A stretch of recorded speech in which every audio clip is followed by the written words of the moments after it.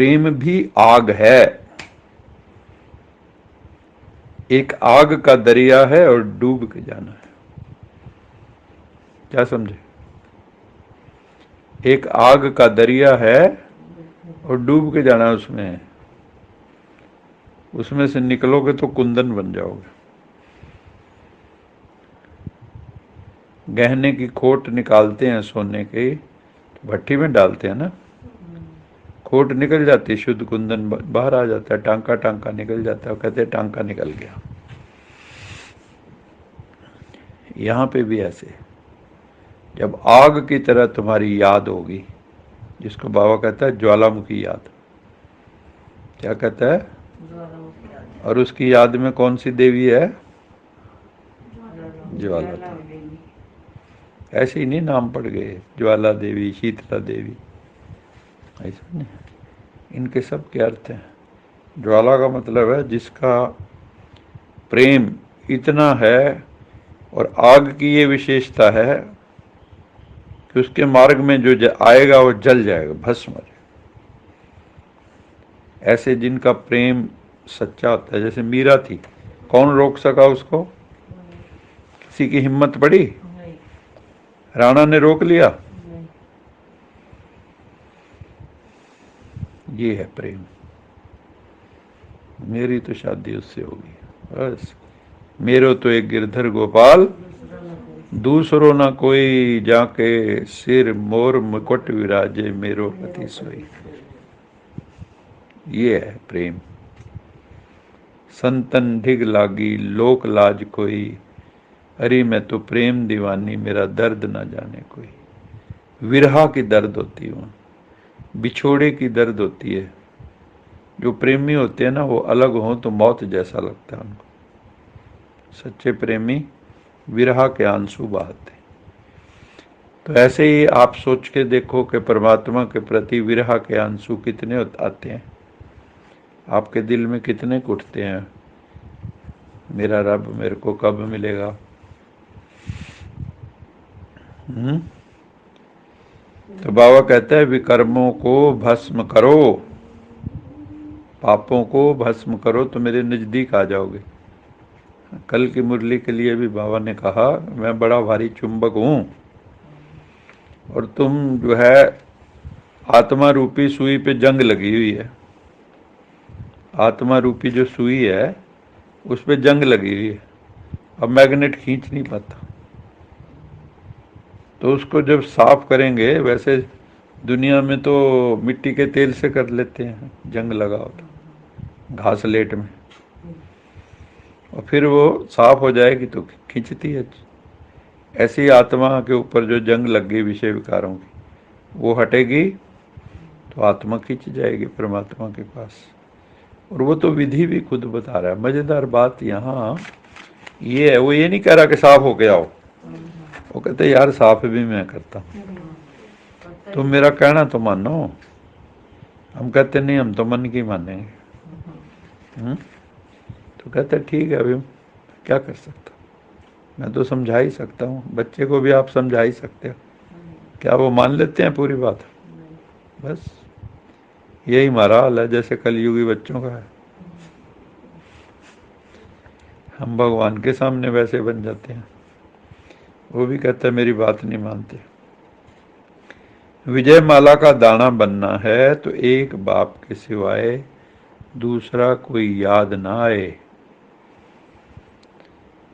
देखो दुनिया को भूलना तो आसान है, मैं अपने अनुभव से कह रहा हूं, दुनिया को भूलना कोई मुश्किल नहीं। इसमें रस ही कहाँ है? काहे में दिल लगाओगे दुनिया में?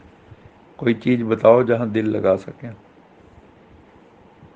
सबसे मुश्किल काम है ये जो शरीर में आत्मा चिपकी हुई है ना, ये सबसे मुश्किल काम है। रिश्तेदार संबंधी तो बड़ी जल्दी छूट जाते ज्ञान होने पे, आदमी निभाता रहता है ऊपर ऊपर से, दिल नहीं होता, दिल भगवान की तरफ। लेकिन अपने शरीर से मोह टूटना, ये सबसे बड़ी पुरुषार्थ है। इसलिए बाबा रोज हमें कौन सा अभ्यास कराते हैं? बच्चे अशरीरी बनो, विदेही बनो, माने शरीर के बिना। राजा जनक के लिए मिसाल है। राजा जनक को विदेही बोलते थे कि देह में होते भी देह से परे थे। ऐसे में उनकी कहानी बताते हैं ना कि जब सुखदेव के पिता थे व्यास, जिन्होंने इतने ग्रंथ लिखे, और ये थे नंगे सुखदेव, क्योंकि उसको स्त्री पुरुष का भान ही पता नहीं। फिर भी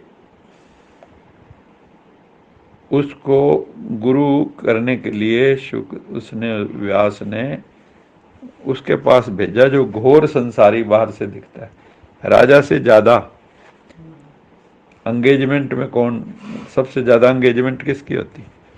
एक राजा की। सबसे ज्यादा डूबा हुआ संसार में कौन दिखता है? एक राजा। वहां भेजा उसको कि वो तेरे को ज्ञान देगा। उसके न पहले नाक मुंह चढ़ा ली उसने, और वो ज्ञान देगा मेरे को, उससे ज्यादा ज्ञान तो मेरे पास ही है। ये मन में भाव था उसका। फिर वो ऐसे बैठे हुए थे, वो अहंकार में पहले बैठ भी नहीं रहा था। तो राजा जनक को आके किसी ने कहा गए, राजा जनक आग लग गई जनकपुर में। तो उसने कहा कोई बात नहीं, मतलब मस्ती में बैठा। धीरे धीरे धीरे धीरे धीरे वो कहते हैं महल में आग आ गई। बैठो, देखो बिल्कुल पास आ गई, ये आ गया। वो उठ के चलने लगा। कहता भाग कहाँ जा रहा है? सुखदेव भागने लगा। अब तब उसकी समझ में आया, देखो इसकी अवस्था क्या है और मेरी क्या है। कोरे ज्ञान से क्या होगा? ऐसा नहीं। बाबा ने हमको वो सिखाया आके, देखो राजा जनक वाला। हमें ये नहीं कहा कि तुम वो सन्यासी बन जो घर बार के छोड़ के। हमें ये कहा तुम घर गृहस्थ में राजा जनक की तरह रहते हुए विदेही होके दिखाओ। रहो घर गृहस्थ में, लेकिन होके घर गृहस्थ के होके ना रहो, उन किसी के होके मत रहो। होके रहना है तो एक भगवान के होके रहो। ऐसा न बुरके वाली बीवी सबको देखे, बुरके वाली को कोई ना देखे, केवल उसका खसम देखे। देखे ना बुरके, बुरका पहना होता है यहाँ सिर्फ, आंखें आंखें दिखती हैं और वो सारी दुनिया को देख लेते हैं। उनको कोई नहीं देख सकता, उनको सिर्फ उनका हस्बैंड देख सकता है। तो हम भी बुरके वाली बीवियां हैं। हम शिव बाबा की कौन है? बुरके वाली बीवी। हम सारी दुनिया देख रहे हैं, हमारी आंखें खुली हैं, हमें कोई नहीं देख पा रहा।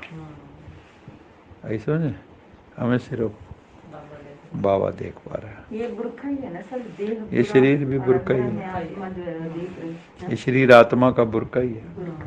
अगर आप देखो यहीं से दिख रहा है, बाकी सब ढका हुआ है। तो बाबा कहते हैं माला का दाना बनना है तो एक बाप के सिवाय दूसरा कोई याद ना आए। माला मने, माला मना, माला मैंने वजंती माला।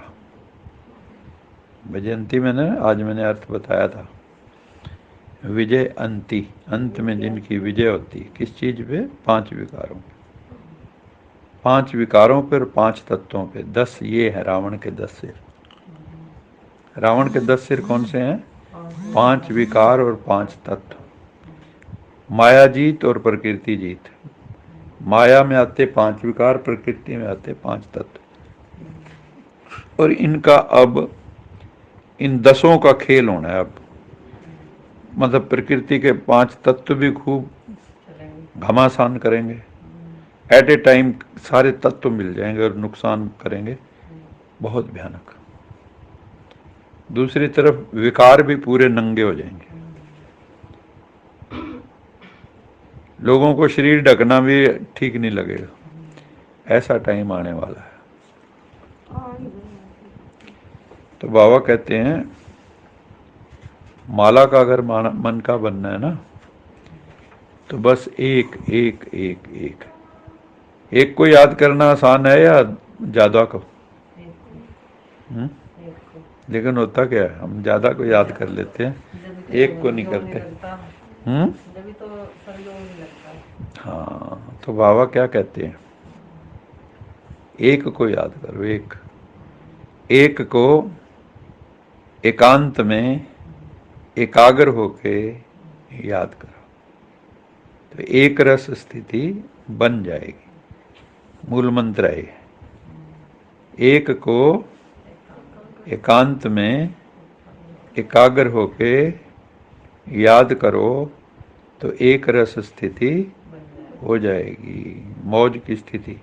हर पल क्या होगा, शाम सवेरे हुण मौजा ही मौजा, शाम सवेरे हुण मौजा। कोई पूछे क्या हाल चाल है, क्या कहना है? खुशहाल मस्त चाल। हाल कैसे हैं? खुशहाल। चाल कैसी है? मस्त, फरिश्तों वाली चाल, एंजेलिक वॉक।